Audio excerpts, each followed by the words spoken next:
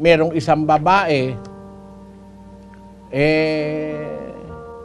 sabihin na natin umalembong. Kasi mas madaling maintindihan yun eh. Noong panahon ng lola ko, ang tawag alembong eh. Ibig sabihin, nag-flirt. Ano ba yung flirt? Ang termino, merong umalembong, nagkagusto sa lalaki, etc. Nabuntis. Ang Diyos ba may gusto nun? Mabuntis ka, dalaga ka. Hindi naman gusto ng Diyos yung nabubuntis ang dalaga eh. O kaya yung tatay niya, pinagsamantalahan yung anak. Gusto ba ng Diyos yun? Bawal nga ng Diyos yun eh. Ayaw ng Diyos nun. Pakinggan mo sa isang talata ng Levitico, ganito ang ating mababasa. Huwag lalapit ang sino man sa inyo sa kanino man sa kanyang kamag-anak na malapit upang ilitaw ang kanyang kahubaran. Ako ang Panginoon. Ang kahubaran ng iyong ama o ang kahubaran ng iyong ina ay huwag mong ililitaw. Siya'y iyong ina, huwag mong ililitaw ang kahubaran niya. Ang kahubaran ng asawa ng iyong ama ay huwag mong ililitaw. Yaon nga'y kahubaran ng iyong ama. Ang kahubaran ng iyong kapatid na babae na anak ng iyong ama o anak ng iyong ina, maging ipinanganak sa sarili o sa ibang bayan, ay huwag mong ililitaw ang kahubaran nila. Ang kahubaran ng anak na babae ng iyong anak na lalaki o ng anak na babae ng iyong anak na babae, ay huwag mong ililitaw ang kahubaran nila, sapagkat ang kahubaran nila ay kahubaran mo rin. Ang kahubaran ng anak ng babae ng asawa ng iyong ama, na naging anak sa iyong ama, siya'y kapatid mo, huwag mong ililitaw ang kahubaran niya. Kita mo, bawal nga mag-asawa sa kamag-anak na malapit eh. Bawal mag-asawa sa pamangkin mo, sa tiyahin mo, sa kamag-anak na malapit, sa anak mo. Merong magulang, ni-rape yung anak niya. Gusto ba ng Diyos yun? Bawal nga ng Diyos yun eh, kapatid. Kaya sa tanong mo, yung bang mga hindi magandang pangyayari sa buhay, itinakda ba? O sadyang ipinahintulot ng Diyos? Hindi nga gusto ng Diyos yun. Kaya lang, ang tao mayroong sarili niyang pagpili. Ang tawag natin doon, free choice, free will. Sometimes we can do things which are against God's will. That's why we are going to answer for the penalty of our sins or our actions. Hindi lahat ng nangyayari sa buhay ng tao gusto ng Diyos. Minsan nangyayari yung gusto mo. Kaya nga nung manalangin ng Panginoong Hesus sa Ama, yung binasa natin kaninang talata, sabi niya, kung maaari, Ama, lumagpas sa akin ang sarong ito. Gayon may huwag mangyari ang kalooban ko, kundi ang kalooban mo. Yun ang masunurin.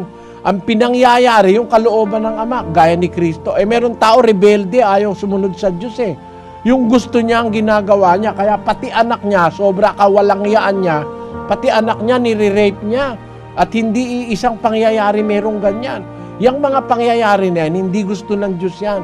Kaya lang, binibigyan nga tayo ng Diyos ng kalayaan na mamili sa mundong ito.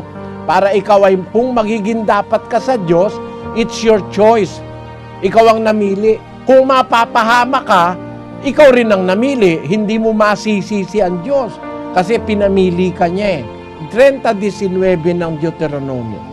Aking tinatawag ang langit at ang lupa na pinakasaksi laban sa inyo sa araw na ito, na aking ilagay sa harap mo ang buhay at ang kamatayan, ang pagpapala at ang sumpa. Kaya't piliin mo ang buhay upang ikaw ay mabuhay, ikaw at ang iyong binhi. Tingnan mo, dalawang nilagay niya buhay, kamatayan, pagpapala, sumpa. Ikaw na bahala, pero kung susunod ka sa Diyos, ang sabi niya, piliin mo yung buhay para ikaw ay mabuhay. Piliin mo yung pagpapala. Meron mga tao ang pinipili yung masama Basahin natin ang 3:19 ng Juan. At ito ang kahatulan na naparito ang ilaw sa sanglibutan, at inibig pa ng mga tao ang kadiliman kaysa ilaw, sapagkat masasama ang kanilang mga gawa. Ang mga tao, ang gusto pa yung kadiliman kaysa dun sa liwanag o sa ilaw. Kaya lang Panginoong Hesukristo'y dumating dito sa lupa, pinatay pa nila. Kita mo? Wala namang ginawang masama si Kristo, puro kabutihan ang ginawa. Nagpagaling ng mga may lumpo, mga bulag, pinadilat, pinakain ng mga tao, gumawa ng kung ano-anong kabutihan. Tapos pinatay pa ng mga tao. Di ba napakasasama ng mga tao na yon? Imbis na gantihan ng mabuti yung mabuti, ang ginanti masama. Kaya yun ang nakasulat sa awit na naranasan ng Panginoong Hesus. Basahin natin ang awit 109:4. Sa kabayaran ng aking pag-ibig ay mga kaaway ko sila, ngunit ako'y tumatalaga sa dalangin. At iginanti nila sa akin ay kasamaan sa mabuti at pagtatanim sa pag-ibig ko. Ang ginanti nila sa kabutihan kasamaan. At yung pagmamahal niya, ang ginanti nila pagtatanim, hatred. Merong mga ganun tao. Kaya yung mga taong yun, ang pinipili yung gusto nilang gawin, nakakagawa ng gusto nilang gawin kasi may kalayaan tayong mamili. Kaya wag nating isisisi sa Diyos. Halimbawa, umalembong ang isang babae, nabuntis ng hindi naman kasal. Ayaw naman ng lalaki, napilitan lang dahil inalembungan niya. Ngayon, di nabuntis. Ang gagawin ngayon, iinom ng pills pampalalaglag. Hindi nalaglag yung bata, nagtuloy.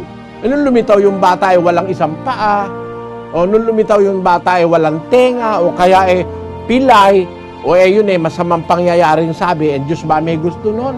Ikaw may gusto kasi uminom ka ng pills Gusto mong ilaglag Yun ang halimbawa na hindi lahat ng nangyayari sa mundo gusto ng Diyos. Merong nangyayari gusto ng tao. At dahil kaya nangyayari, binigyan ng Diyos ang tao ng kalayaan.